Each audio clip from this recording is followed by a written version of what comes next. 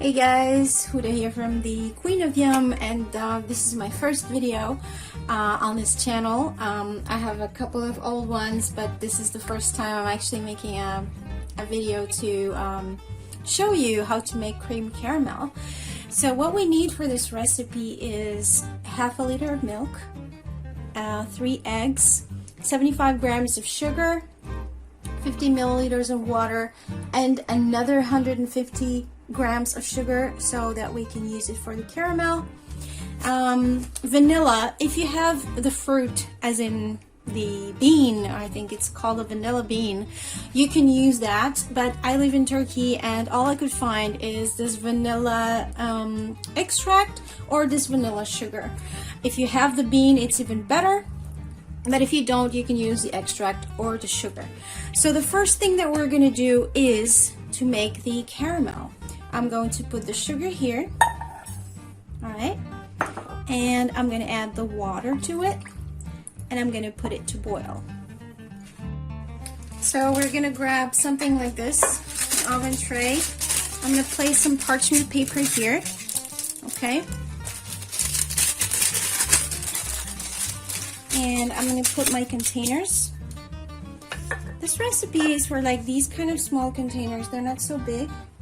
So I'm going to place 5 here because 6 don't fit. So I'm just going to put 5 in here. So we will put it in this container because we can't just put this like this in the oven. We have to add some water here later before we put it in the oven, because this is going to be baked with what we call a bain-marie, which is French for Marie's bath. I don't really know why it's called like that, but that's the name of it. And it's going to kind of cook or bake really slowly. So this is the same method that is used when you want to melt chocolate, okay? So we have our containers ready. I'm gonna put them aside. Our caramel has already changed color, as you can see. I hope you can see that because the lighting is not really great, but it's kind of yellowish right now. Now, depending on your taste, I like my caramel to be a little brownish and to have that kind of taste of as if it was almost burned. That's how I like it. So I'm gonna leave it on for a little longer, but if you want to take it out, you can already take it out after, like, it's been about 10 minutes or so.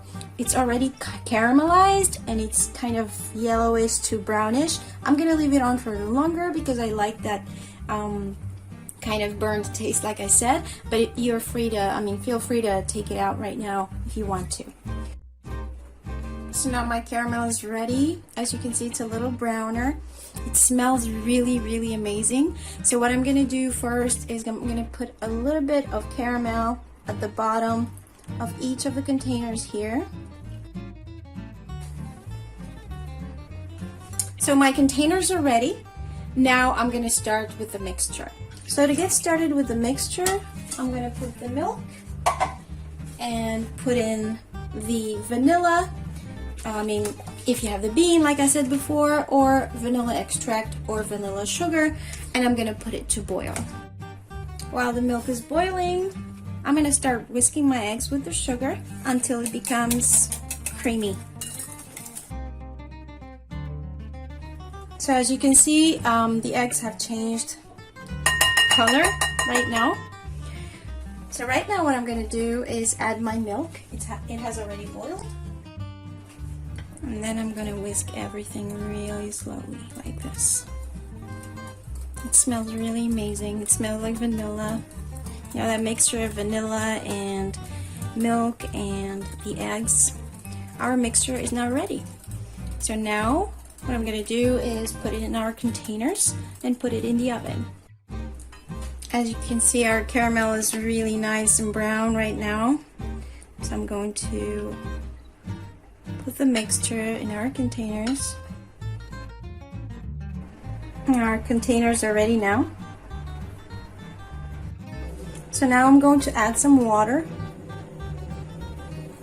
for the bain-marie. Bain-marie. That's how it's called in French anyway.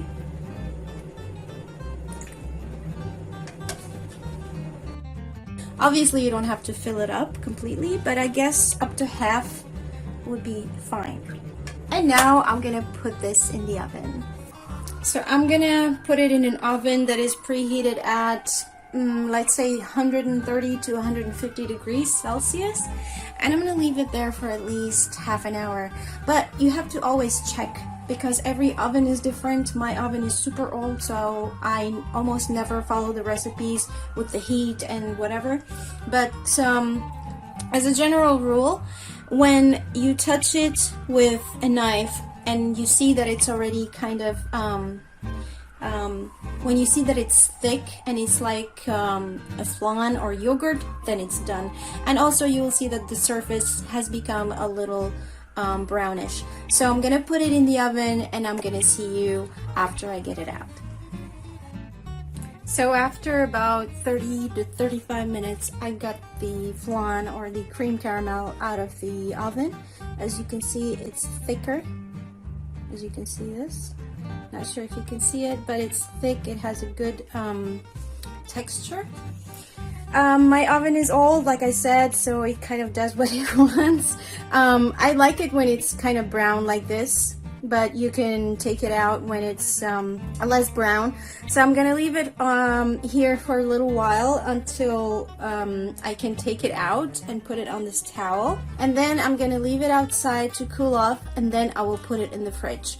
You will leave it in the fridge around a minimum of 2 hours, maybe overnight, even better. And then later, the next day or after a few hours, if you do it in the morning and then eat it at night, you can just, you can simply eat it from the container, or as I like to do it, I like to flip it over and put it on a plate. It has a really nice look to it and a nice taste.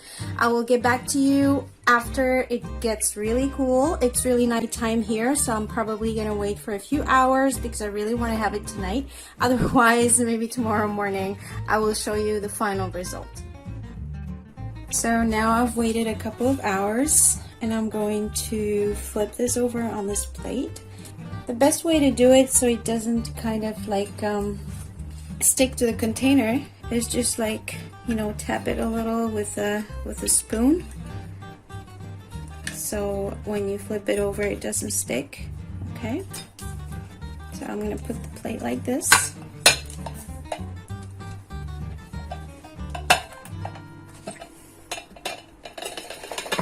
There we go. So this is our cream caramel. It's done and it looks really yummy. It smells really good as well. And there you go. There's your cream caramel. Thank you so much for watching this recipe. I hope you've enjoyed it. Please leave me a comment. If you like to watch any other recipes, please check out the videos on my left. Also, please subscribe to my channel so that you're the first to know whenever a new recipe is up. And don't forget to follow me on Pinterest. And I'll see you in the next recipe.